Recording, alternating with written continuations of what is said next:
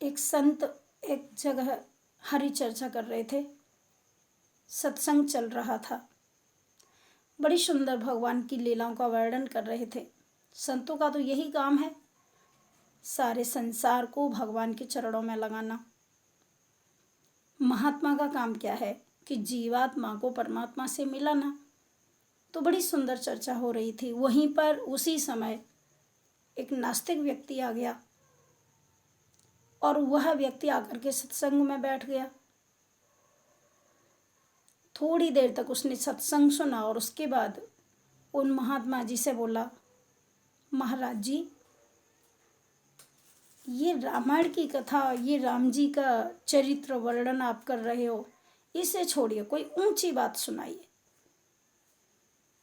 संत ने कहा, भैया राम कथा से ऊंची तो कोई संसार में बात नहीं है। राम कथा से महत्वपूर्ण संसार में और कोई प्रसंग है ही नहीं। तो संत ने उसे समझाया। वह कहता है, नहीं महाराज जी, कोई ऊंची बात सुनाइए, ऊंची चर्चा सुनाइए। तो संत ने कहा, अच्छा तुझे गीता सुनाऊं? उस व्यक्ति ने कहा, गीता? गीता भी कोई शास्त्र है, गीता भी कोई ग्रंथ है क्या? गीता तो रोज सुनता हूं महाराज, कोई ऊंची चीज सुनाइए। संत ने कहा, तो भागवत चलेगी? भागवत? भागवत तो जगह जगह होती है, भागवत में क्या रखा है? कोई ऊंची बात सुनाइए, कोई ऊंची सी चर्चा सुनाइए। अब संत का तो मूड बड़ा खराब हुआ। संत ने कहा, बड़ा नास्तिक है, बड़ा मूर्ख है। तो संत ने कहा, भैया मैं राम कथा सुना रहा हूँ, राम जी के चरित्र का वर्णन कर रहा हूँ, और राम जी के चरित्र के बारे में कितना सुंदर बताया है कि जिन हरि कथा सुनी नहीं काना, श्रवण रंध्र रहे भवन समाना। जिन्होंने राम जी के चरित्र को श्रवण नहीं किया कानों से, उनके कान भी तो सर्प के विल के समान है। तो तू भगवान की चर्चा सुनने के लिए मना कर रहा है, और इससे ज़्यादा ऊंचा क्या हो सकता है? सबसे बड़ा ज्ञान यही है, सबसे बड़ा वैराग्य यही है, सबसे बड़ा त्याग यही है, जहाँ पर भगवान की चर्चा करते करते और हमारा मन भगवान के चरणों में लग जाए। तो रामचरितमानस को श्रवण करना चाहिए। रामचरितमानस में प्रत्येक समस्या का समाधान है। भाई भाई में कैसा प्रेम होना चाहिए, माता पिता के साथ हमें कैसा बर्ताव करना चाहिए, पत्नी के साथ कैसा व्यवहार रखना चाहिए, समाज के साथ हमें किस प्रकार से रहना चाहिए, धर्म नीति, राजनीति, सारी नीतियों का, और सारे सब प्रकार के कष्टों का निवारण करने वाली श्री रामचरितमानस। तुलसीदास जी ने तो यहाँ तक लिख दिया कि नाना पुराण निगमागम सम्मतम यद रामायणे निगदितम कुछ धन्य तोपी। 6 शास्त्र, 18 पुराण, 4 वेद, यदि सबका कोई निचोड़ है तो श्री रामचरितमानस है। और ऋग्वेद, अथर्ववेद, सामवेद, यजुर्वेद, ये जो 4 वेद हैं, अच्छी बात है, परंतु जो श्री रामचरितमानस है ये 5वां वेद है। इसमें कोई दो राय नहीं। यो दैत्यहंता नरकांत काश्य भुजाग्रमात्रेण च धर्मगुप्ता भूभार संघात विनोद कामम नमामि देवम रघुवंश दीपम। भगवान श्री नारायण संसार में जब आते हैं तो एक विनोद करते हैं, एक लीला करते हुए भगवान धर्म की रक्षा करते हैं, अधर्म का नाश करते हैं। तो वह सब श्री रामचरितमानस में पूरा बहुत अच्छे ढंग से वर्णन किया है। वह व्यक्ति बोला, महाराज राम भी कोई भगवान थे जिनकी आप इतनी बड़ी चर्चा करने जा रहे हैं? संत ने कहा, पूरा मूर्ख ही है। भगवान राम को कहता है कि राम भी कोई भगवान थे। तो संत ने कहा, देखो राम भगवान नहीं थे, राम स्वयं नारायण ही हैं।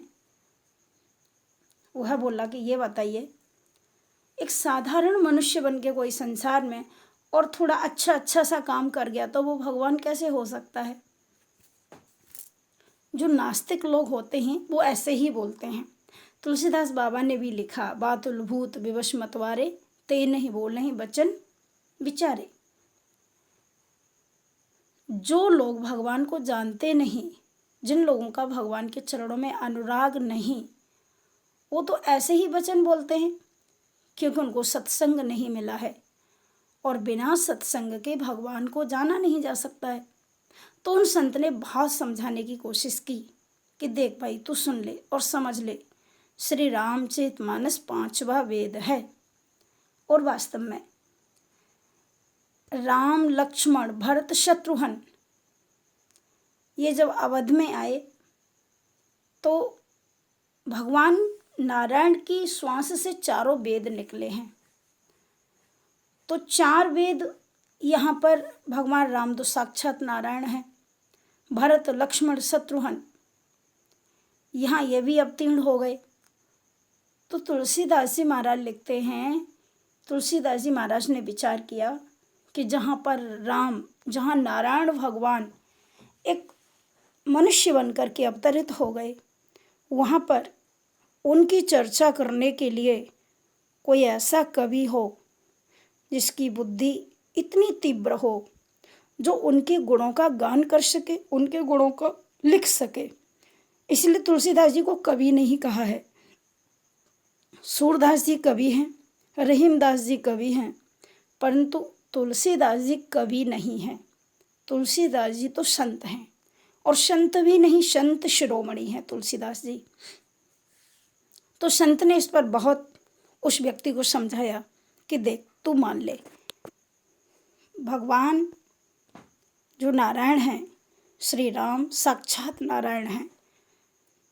अब उसने कहा, उस व्यक्ति ने कहा, महाराज आप बार बार रामायण की चर्चा करते हैं। संत ने कहा, रामायण सर्वोपरि ग्रंथ है, रामायण से बड़ा कोई ग्रंथ नहीं।